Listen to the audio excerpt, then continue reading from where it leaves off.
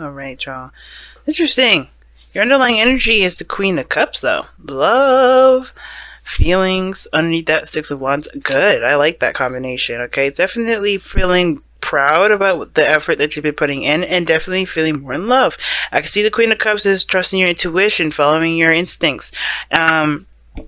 Not really pushing too much or not really pulling, but had very lovely passive energy, right? Because she allows things to be. She just feels things flow through her. And I feel like you guys are just enjoying the experience of being in love. And, you know, I feel like you also have someone in mind. Maybe you have someone that you may want, or there may be something in mind that you want as well. The Queen of Cups can indicate that this process is about discovering what your cup is, what your personal desire is for you. And you may not know that yet, and this is why you're probably figuring it out now, right? The whole process is trying to figure out what you want, either a relationship, as in a life, like as in like lifestyle, what you kind of lifestyle you're trying to go after, or it has a lot to do with, you know, what your personal dreams are. Now, the heart of your reading also is straight up Knight of Cups. This could be someone that you know, someone that you have history with, or this could be you focusing on your dreams, focusing on what you want, focusing on what you want to feel, right? Knight of Cups is also super romantic, and I feel like the challenge is probably the dreamy aspect of it, allowing yourself to dream, allowing yourself to be romantic. Because the Queen of Cups she's very romantic. The whole focus is about tapping into that beautiful, dreamy, imaginative energy that the Queen of Cups can imagine. That's why she's able to persuade herself to feel a certain way. That's why she's able to influence other people, because she can get them to think and believe and to dream. And the Knight of Cups is a dreamer. He's the dreamer card, but it's crossed by the Seven of Pentacles. What is realistic? All right. So I think you guys are having a hard time kind of figuring out what's realistic and what's not realistic about your friendships, about your relationships, about your dreams, your passions, your desires, your goals. And I think you're trying to have a realistic approach in regards to what you can have and what you can't have. Practically, kind of put in a way, it's putting limitations on what you can and cannot have. But there's a sense of dreaminess that's, you know, shunned in a way, because we saw the moon come up, and the moon can indicate facing of fears, facing of things that are kind of scary, right? And I think those, you know, even though the moon is your card, you guys are all about the dream world, all about the imagination, you know, the unrealistic, right? It's a beautiful energy, but sometimes it can get carried away. Sometimes we can lose ourselves in that intense emotion, intense feeling, intense energy. And we can kind of start losing sight of what's real. And I think the thing is that for some of you guys, Pisces, you're doing the exact opposite of that. You're losing touch of your imaginative, your creative, that abstract energy that you guys are naturally, that you guys have naturally. And it's not, oh sorry, I shouldn't say lose it. It's more of you're kind of putting it back. You're kind of like, this isn't useful here, this isn't useful here, this is useful. But it's actually exactly what you need to manifest what you want. Because the Seven of Pentacles is almost like, you have Seven of Pentacles and Seven of Cups. So very interesting that you have the reality and the fantasy in this reading. And this is the Seven of Pentacles is always like, yeah, what do I need to do to get to whatever I need to get to, right? What do I need to do to get to where I want to be? And the Seven of Pentacles looks at the workload of what needs to be done. It tries to find more work to do, tries to figure out what he needs to do to really build on what he's already got. He's at a good space, right? He's made great progress, but it's not exactly where he wants to be. And he's looking at the practical aspects of it, what he needs to do to get there. And you have an awesome blend of, you have a blend of Pentacle and Cups here. That definitely speaks to me as very significant. But the thing is that the dreams is the situation. Like, the challenge is the dream, is to have the hopes and the passion, you know, the desire for something. Just focusing on what you want rather than focusing on what you need to do. Focusing on the reality of something. Really just looking at how much work needs to be done. Just focusing on your heart, focus on what you want to feel, and let that guide you. Because I feel like this is really a relationship reading. Because when it comes to love, all you have to do is focus on how you feel for that person, what you want to feel for that person, and constantly give them love, unconditional love, right? You have a cup here that's definitely specific. It has a lid on it. it, and it's specific for one person, specific to whatever you want to give this cup to. He, she, both people, whatever, right?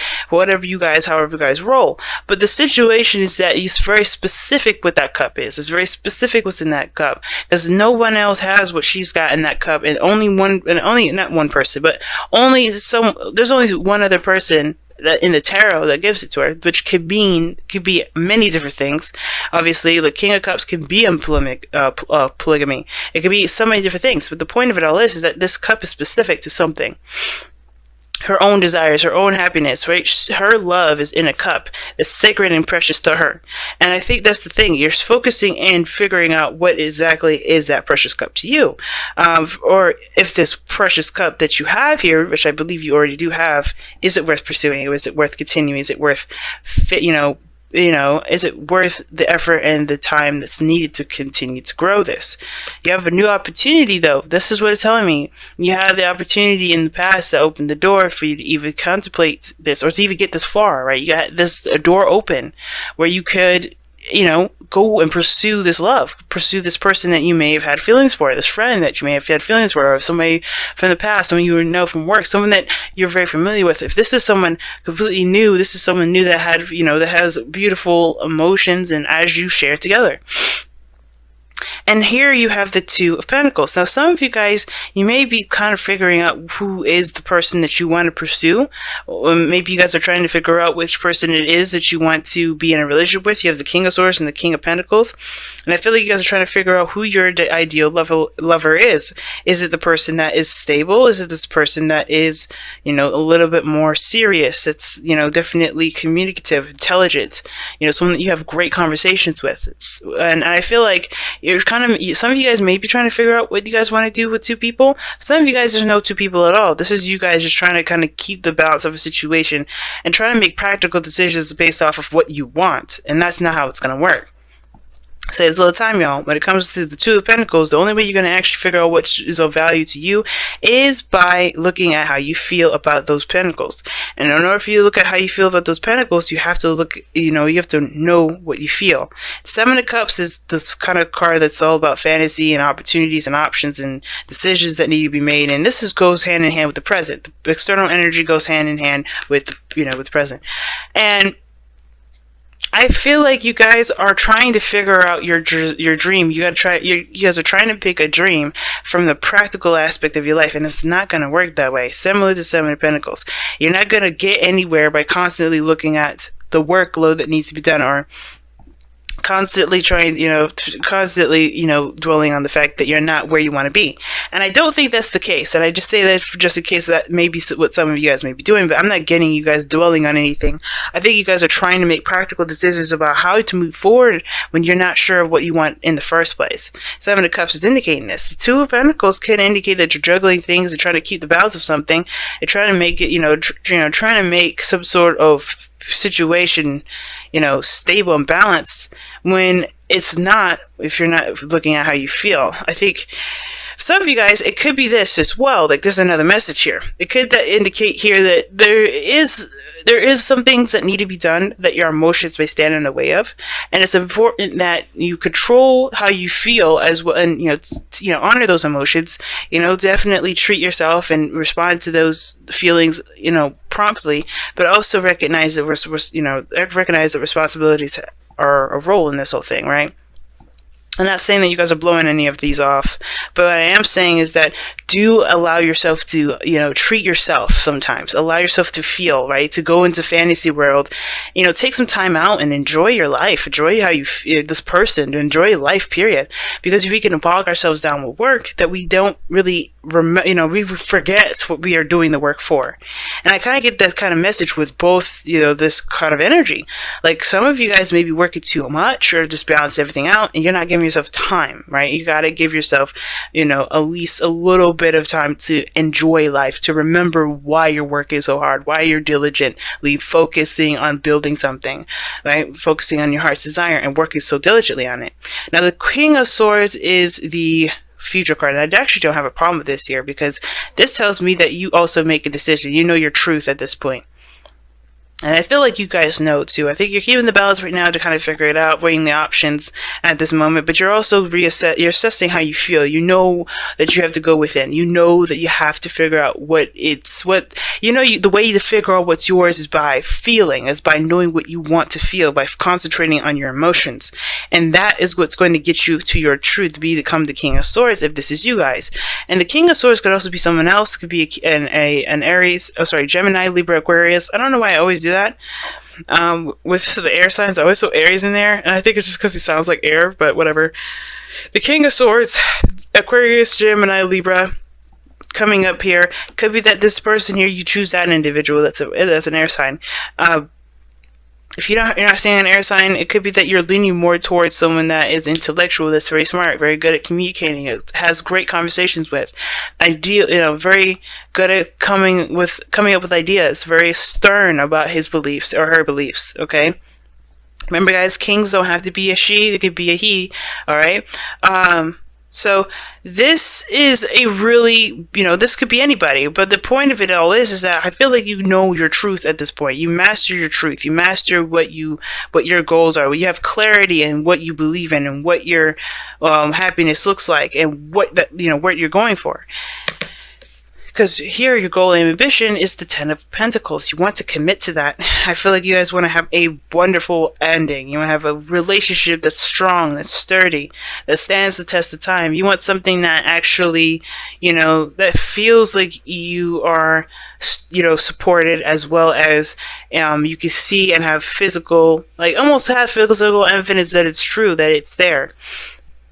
You want a realistic ending that makes you feel absolutely happy. And not an ending per se, but more so you want an outcome to be beautiful and to be happy and to have all the people that around you that support you and are in your network that really have your back and truly have your best interests at heart. So your outcome here is the King of Pentacles. And the King of Pentacles is somebody that's loyal, that's committed, that's determined to get to this Ten of Pentacles here with you. This person's also can be very focused on their on work or the material, but only because they understand the value of what those things can get their significant others, their families, etc. This is a family person. It's someone that's very focused on family, that's focused on growth. I feel like this person could be very possessive as well, but I feel like this could very well be you guys, right? You guys could bring that happiness into fruition. And it will take time, it will take work and diligence, but you commit yourself to the work needed to be done to get you to where you want to be, to get you to your dream, to get you to that happy place with this person. And I feel like you guys are already in love with this person very much. It's just that it just is going to need time and work and patience with both you and the other individual to get to that place. You have a new opportunity here. It's all about doing something differently. And I feel like the difference is taking the leap and to take your time with the growth that's coming with this relationship. Awesome reading, Pisces. Let's go ahead and see what you guys got for your romance angels.